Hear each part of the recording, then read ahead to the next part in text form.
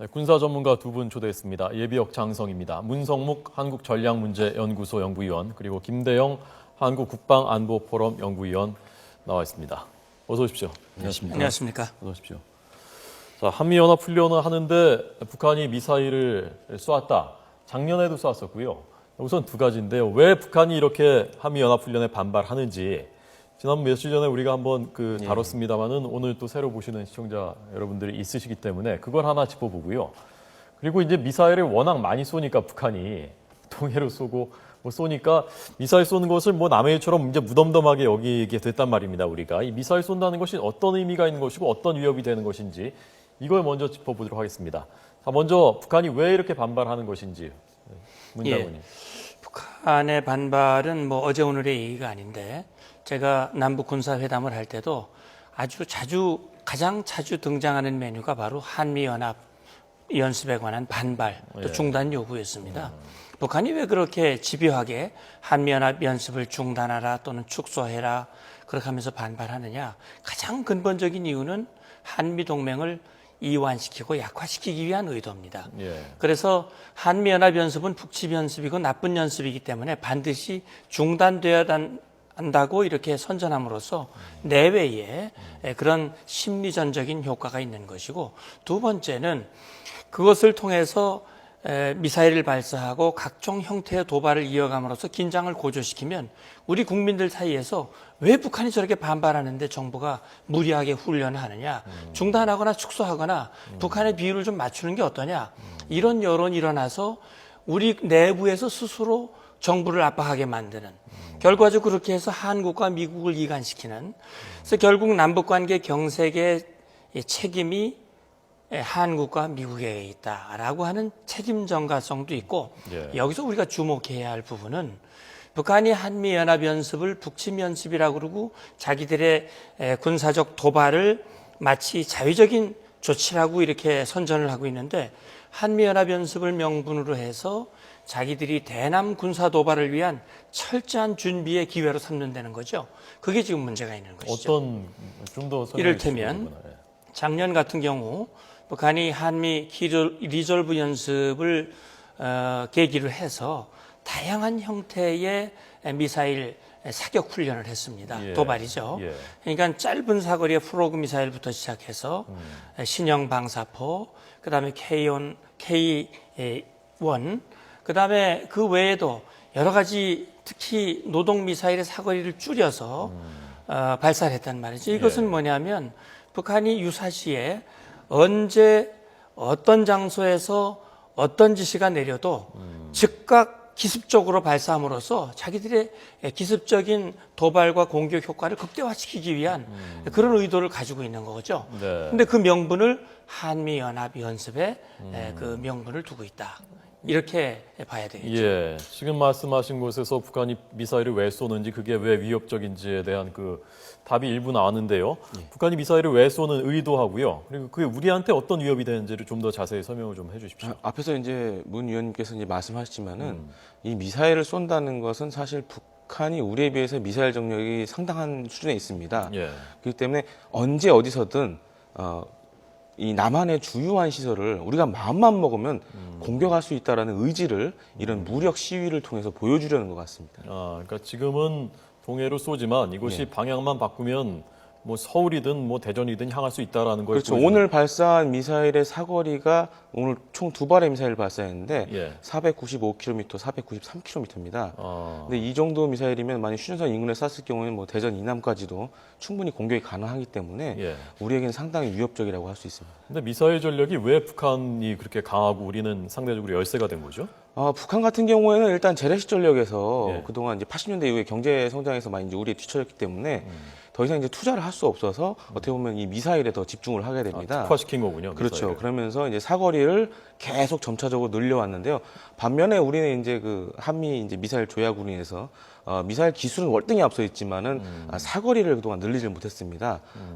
하지만 이제 그 이명박 정부 시절에 이제 800km로 사거리가 늘어났기 때문에 앞으로는 이러한 격차가 조금은 좀 해소될 것으로 보여집니다. 800km면 어떻게 되나요? 어디서 쏴서 북한 어디까지 도달할 수 있는 거죠? 그렇다면 우리가 예를 들어서 우리 중부 지역, 예. 뭐 대전 수도권 이남 지역에서 발사할 경우 북한 전 지역을 커버할 수 있는 그런 정도의 사거리가 되는 것이고, 미사일을 우리가 우려하는 것은 뭐냐면 미사일 자체보다는 네. 미사일 탄두에 무엇을 탑재하느냐, 예. 핵 탄두를 탑재하느냐, 화학무기나 생물학 무기를 탑재하느냐에 따라서 굉장히 달라지는 거거든요. 예. 북한은 미사일 사거리의 거리를 최대한 늘리는 훈련과 그다음에 탄두를 소형화시켜서 자기들의 미사일에 어떤 형태의 탄두도 다 탑재하기 위한 예. 소량화, 경량화, 다종화하기 위한 그런 노력.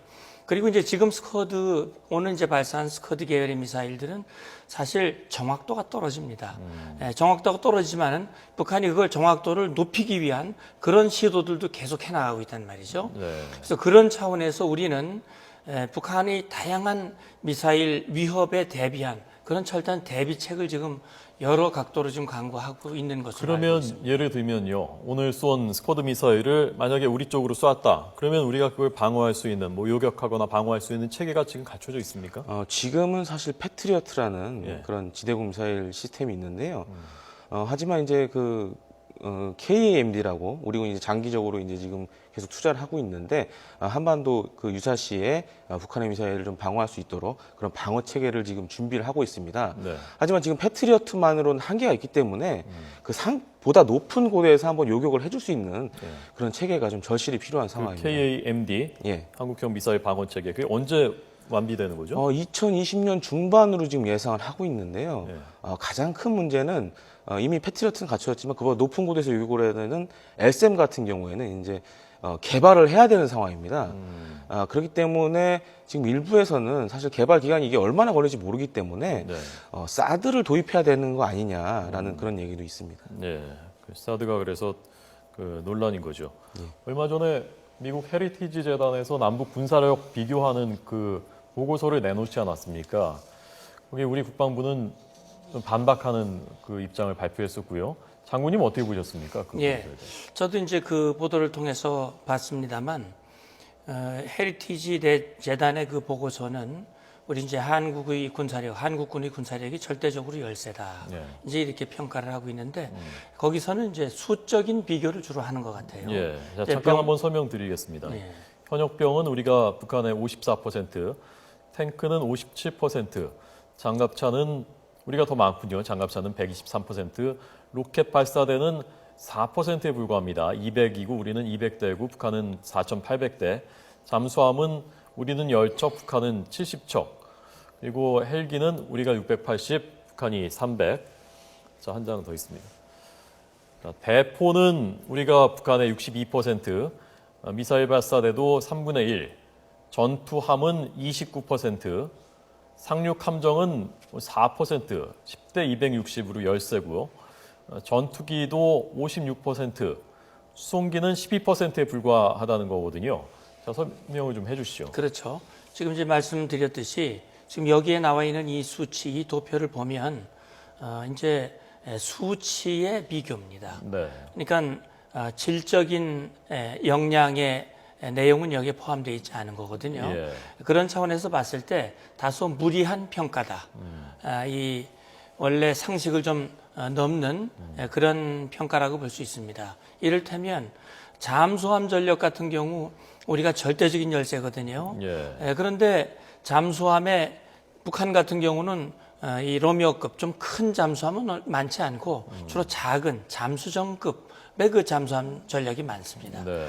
마찬가지 이 해상 전력인 함정이라든지 또 우리 공군 전력인 전투기의 경우 북한의 전력들이 대개 노후된 예. 그런 전력이고 우리는 상당히 발전된 현대화된 그런 전력이기 때문에 네. 숫자 상으로 보면 우리가 열세지만 질적 이 수준을 보면 우리가 그렇게 헤리티지 재단의 보고서만큼 예. 그런 열세는 분명히 아니다. 예. 다만 군사력의 비교라고 하는 것이 숫자와 능력 그것만을 가지고 만약에 전쟁이 일어났을 때 그것을 승이다 패다 이렇게 단정하기 어렵다는 것이죠. 그것이 역사가 증명하고 있지 않습니까? 이를테면 아프간이라든지 베트남이라든지 이런 전쟁에서 절대적인 열세에 놓여 있던 아프간이나 베트남이 아주 초강대국인 소련이나 미국과 대항을 해서 사실 지지 않았단 말이죠. 예. 그것은 뭐냐면 그런 어떤 전투력의 능력이나 숫자나 이런 것만 가지고 비교하기는 어렵다 하는 그것을 이제 역사가 증명해주고 있는 겁니다. 예. 그래서 지금 우리가 우려하는 것은 뭐냐면 북한이 그런 수적인 우세를 가지고 있고 우리는 상대적으로 질적인 우위를 가지고 있으면서 한미연합으로 대응을 하고는 있습니다만 북한은 기본적으로 기습적으로 우리를 공격하고자 하는 의도를 가지고 있고 예. 또 상당수의 무기들이 전방으로 추진 배치되어 있습니다. 그것이 우리를 위협하고 있는 것입니다. 따라서 그런 어떤 기습전에 대비하기 위한 우리의 대비책, 그것이 지금 한국과 미국의 어떤 연합 대비, 이 훈련의 어떤 네. 핵심이 되고 있는 것이죠. 예. 공격할 의지를 갖고 있다. 언제든지 먼저 공격을 하겠다라는 것이 군사 전략상에서 굉장히 많은 그 플러스 요인이 됩니까? 그렇죠. 이거는 북한은 모든 것이 아주 북한의 군사 전략이라고 하는 것은 대남 적화 전략의 바탕을 둔 이 배합, 기습 그런 작전, 군사 작전 목표를 가지고 있단 말이죠. 예. 그렇기 때문에 대부분의 전력, 70%가 넘는 전력을 전방에 배치하고 있고 방금 도표에서 보신 바와 같이 미사일 발사대, 특히 이동식 발사대를 많이 가지고 있는 것은 기습적으로 북한이 보유하고 있는 미사일을 본인들이 북한이 원하는 목표 지점에 즉각 투사하기 위한, 네. 공격하기 위한 그런 의지를 가지고 무기 체계를 지금 운영하고 있는 예. 것이죠. 김 박사님이 보시기에는 예. 지금 그냥 수치 예. 플러스 조금 전 그 말씀하신 그 예. 질과 양을 다 종합해서 따졌을 때 어느 정도 그 양쪽의 전력이 어느 정도라고 보십니까? 그러니까 지금 이 헤리티지 재단 보고서 같은 경우에는 단순 그냥 숫자 비교만 한 거라 예. 사실 크게 의미는 없는 것 같습니다. 예. 하지만 이제 질적인 부분을 감안해서 좀 이게 다시 해본다면은 글쎄요, 그 남북 간의 격차가 저렇게 도표처럼 크진 않을 것 같이 보이고요. 예. 또 우리도 지금 국내에서 여러 가지 첨단 무기들을 개발하고 있고 또 뭐 F-35 전투기라든지 글로벌 호크라든지 이런 최첨단 무기도 이제 국외에 도입을 하고 있기 때문에 어떻게 보면 우리는 그 양적인 차이를 질적으로 메꾸는 데 지금 주력을 하고 있습니다. 그래서 많이 메꿔지는 겁니까, 질로? 2020년 중반까지 지금 KAMD 킬체인을 하면 만약 이것이 정상적으로 예산이 충분히 이제 투자가 된다면은 예. 남북 간의 격차를 많이 줄일 수 있을 것으로 생각됩니다. 그러니까 격차를 줄일 수 있다는 것은 우리가 군사력에 종합적으로 지금 열세라는 말씀이신가요? 그렇죠. 지금까지는 열세인데 예를 들어 이제 정보 자산이라든지 정찰 자산이라든지 그 북한의 군의 움직임을 미리 파악할 수 있는 수단이 확충이 된다면은 예. 이러한 좀 양적인 차를 좀 질적인 걸로 커버할 수 있다고 종합적으로는 우리가 열세다라고 보시는 거예요, 김 그렇습니다. 박사님은. 문 장군님은 어떻게 보십니까? 예, 이제 그게 이제 문제입니다. 뭐냐면 이제 우리 국민들, 시청자 여러분들께서는 그동안 우리가 북한보다 훨씬 많은 국방비를 투입하면서도 아직도 열세라고 그러느냐라는 예. 의구심이 생기실 수밖에 없거든요.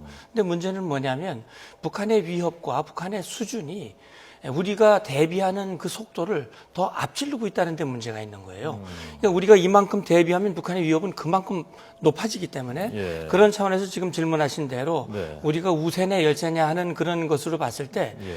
만약에 연합전력, 주한 미군 전력이나 미군의 연합전력을 뺀다면 우리가 지금 가장 열세인 부분은 비대칭 전력입니다. 예. 이를테면 재래식 무기에서는 우리가 상당히 북한보다 크게 열세라고 말할 수 없습니다만 우리에게 실질적인 위협이 되는 비대칭 무기, 핵이라든지 그다음에 화생 무기라든지 미사일이라든지 이런 부분들을 역시 한미연합 전력으로 지금 커버하고 있는 것이고 예. 우리가 언제 영원히 미국의 전력에 의지할 수는 없는 것이기 때문에 우리가 스스로 미국을 뺀 자력으로 방위하기 위한 그런 노력을 하기 위해서 예. 지금 말씀하신 KAMD라든지 킬트레인이라든지 이렇게 해서 자력 방위 역량을 높여나가고 있는 그런 상황이라고 보시면 되죠. 예. 비대칭 전력이 어느 정도 위협적입니까, 우리한테? 사실 이제 비대칭 위협이라고 하기는 좀 그 용어를 단정하기는 좀 애매모호하고요. 네. 사실 대량 살상 무기라고 보는 게 맞습니다. 그래서 뭐 핵이라든지 화학 무기, 뭐 생물 무기 같은 경우에 북한이 지금 그 사실 핵무기만 빼더라도 예. 전 세계적으로도 뭐 거의 탑5 안에 들 정도로 어마어마한 양을 가지고 있기 때문에 사실 그게 가장 무서운 존재라고 할 수 있습니다. 네. 자, 조금 전 그 남북 그 전력 비교한 데서요. 좀 화면을 보면서요. 우리 것하고 북한 것하고 화면 보면서 좀 비교해서 좀 설명을 해주시면 좋겠습니다. 자, 먼저 준비된 걸 좀 보여주시죠. 이게 우리 공군기죠? 우리 전투기죠? 그렇죠. FA-50 전투기인데요. 우리 공군의 이게 주력 전투기는 아니죠? 아니죠. 이것은 뭐 왜 T-50이죠? 예, T-50 훈련기를 이제 개조해서 예. 우리가 전투에 필요한 그런 형태로 개조한 전투기입니다. 예. F-15K가 있으면 좀 볼까요? 자, 북한의 전투기가 있으면 좀 보겠습니다.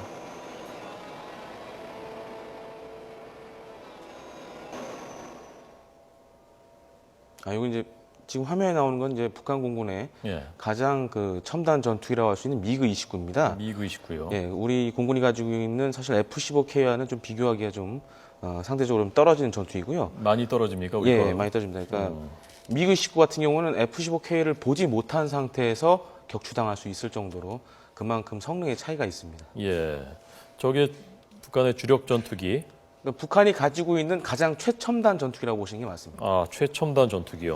예. 결국 북한이 이런 전투기를 지금 김정은이가 이제 뭐 김정은의 공군 사랑 얘기들이 그동안 많이 보도가 됐는데 네. 그만큼 북한이 공군력의 열세를 지금 인정하고 있는 것이거든요. 예. 그 왜냐하면 그런 최첨단 전투기를 들여올 수 있는 그런 여건이 되질 않아요. 국제사회의 제재 문제고 또 북한의 경제력 이런 문제들 때문에 따라서 우리가 가지고 있는 F-15와 북한의 미그 29는 상대가 되지 않는 것이 뭐냐면 레이더 시스템하고 장착된 무기하고 이런 것들이 있어서 공중전이 벌어질 경우 우리 F-15가 절대적인 우위에 있다 이렇게 예. 보시면 그러니까 지금 저 FA-50하고 비교해서는 안 되는 거고요. 그렇죠. F-15K하고 비교를 해야 되는 것이죠. 추가적으로 저희 그래픽 빼주시죠. 추가적으로 이제 F-35가 도입되게 되면은 이제 스텔스 성능을 가지고 있기 때문에 만약에 우리 통수권자가 마음만 먹는다면은 김정은의 위치만 정확히 파악하고 있다면 얼마든지 네. 제거할 수 있는 그런 역량을 갖추게 됩니다. 예. 자, 잠수함 화면을 한번 볼까요? 우리 잠수함하고요. 북한 잠수함. 아까 북한 잠수함 잠깐 나왔었는데요. 자, 먼저 우리 잠수함. 우리 잠수함은 안중근함, 김좌진함, 뭐 유관순함 예. 전부 우리 잠수함 몇 척 있는 거죠? 지금 그 209급이 9척이 있고 예. 지금 214급, 209급보다 좀 큰 배입니다. 지금 화면에 나오는 저 배가 이제 214급이고 지금 나오는 것이 209급입니다. 예. 214급 같은 경우에는 AIP라고 해서 공기가 없는 상태에서도 연료 전지를 이용해서 바다 속에 오랫동안 잠항을 할 수 있고요. 또한 이 214급에는 순항 미사일이 탑재가 됩니다. 예. 사거리가 한 500km 되는데요. 만약에 북한 영해에 들어가 있는 상태라면은 사거리 500km 이내에서 어느 지점이든지 공격이 가능한 그런 최신의 잠수함이라고 할 수 있습니다. 예. 자, 북한 잠수함도 한번 보겠습니다.